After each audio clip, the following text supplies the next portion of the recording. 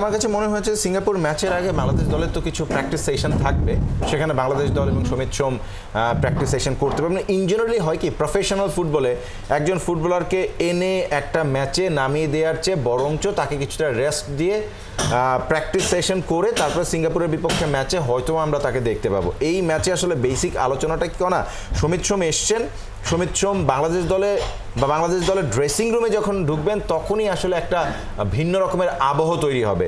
হামজা, সমিত সোম, একই সাথে হচ্ছে ফামিদুল, যাকে নিয়ে এই মুহূর্তে সবচেয়ে বেশি আলোচনা হচ্ছে।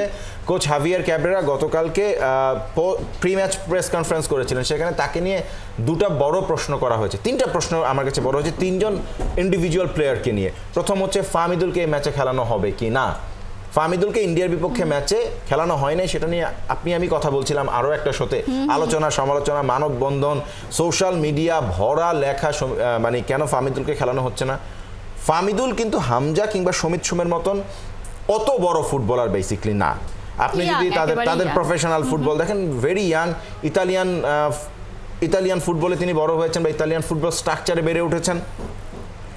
তাকে আসলে কোথায় খেলানো হবে বা তাকে আদৌ খেলানো হবে কিনা, ক্যাব্রেরার উত্তরটা দিয়েছেন যে ডেফিনেটলি ফিউ মিনিটস তাকে মাঠে দেখা যাবে। তার মানে হাভিয়ার ক্যাব্রেরা এখনও পর্যন্ত ফামিদুলের ব্যাপারে একদম নিশ্চিত হয়ে বলতে পারছেন না যে ফামিদুলকে তিনি ভুটানের বিপক্ষে ম্যাচেও কতখানি গেম টাইম দিবেন। তবে আমরা হয়তোবা তাকে সেকেন্ড হাফের শেষের দিকে অথবা সেকেন্ড হাফে কোনো একটা ইমার্জেন্সি চেঞ্জ হিসেবে হয়তো আমরা ফামিদুলকে দলে দেখতে পাবো, এবং এই ম্যাচ দিয়ে ফামিদুলকে বোঝা যাবে যে ফামিদুল সিঙ্গাপুরের বিপক্ষে ম্যাচের স্টার্টার নাকি চেঞ্জ হিসেবে নামবেন।